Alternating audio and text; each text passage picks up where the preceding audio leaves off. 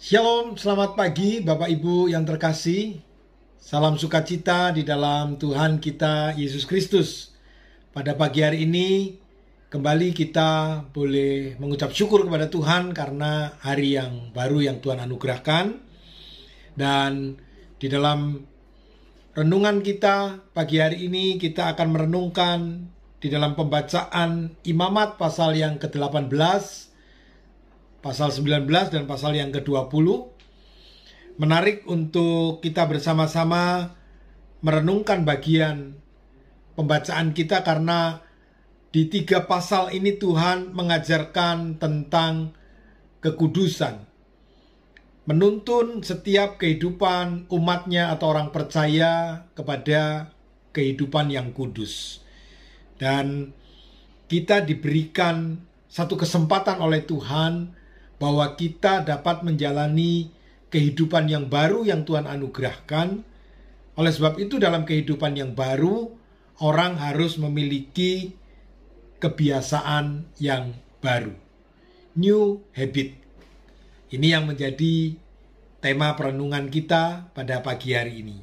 Bagaimana kebiasaan-kebiasaan yang baru itu harus muncul oleh karena perintah Tuhan.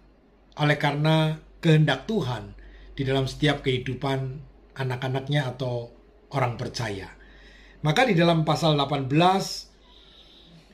kita melihat judul perikop yang diberikan oleh LAI adalah kudusnya perkawinan. Di pasal 19 kudusnya hidup. Lalu di ayat yang ke-20 kudusnya umat Tuhan. Nah, saya ingin membacakan di dalam Imamat pasal yang ke-18 ayat yang kedua, pasal 18 ayat yang kedua, berbicaralah kepada orang Israel dan katakan kepada mereka, akulah Tuhan Allahmu.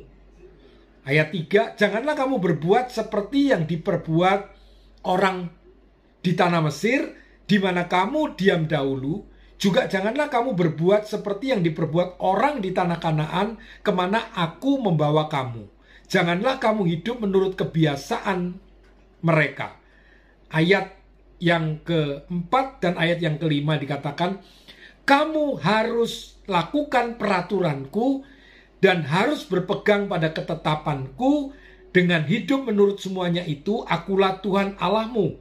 Ayat 5, sesungguhnya kamu harus berpegang pada ketetapanku dan peraturanku.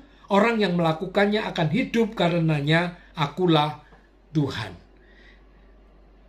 Tuhan menginginkan setiap kehidupan orang Israel yang keluar dari tanah Mesir untuk tidak mengingat lagi kebiasaan-kebiasaan yang sering kali dilakukan oleh orang yang ada di tanah Mesir.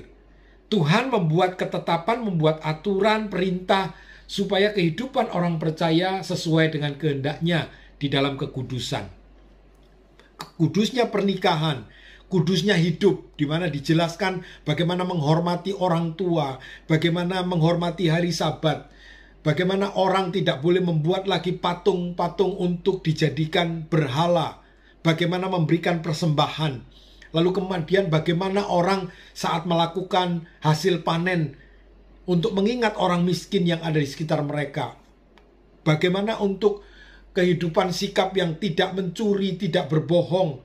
Dan bagaimana dilarang kembali orang-orang Israel untuk mengikuti kebiasaan bangsa-bangsa kafir, di mana orang-orang mempersembahkan anak sulung mereka kepada dewa Molok.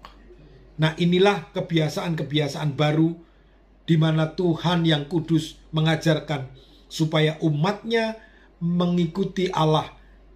Kuduslah kamu sebab aku kudus. Ada banyak hal yang kita tinggalkan pada waktu kejadian yang pernah terjadi di Mesir atau pada saat menghadapi orang-orang Kanaan yang akan dihadapi dengan kebiasaan-kebiasaan yang tidak berkenan kepada Tuhan. Inilah yang menjadi perenungan kita, dan biarlah ini boleh menjadi berkat bagi kita untuk menjalani kehidupan kita. Selamat beraktivitas, Tuhan memberkati.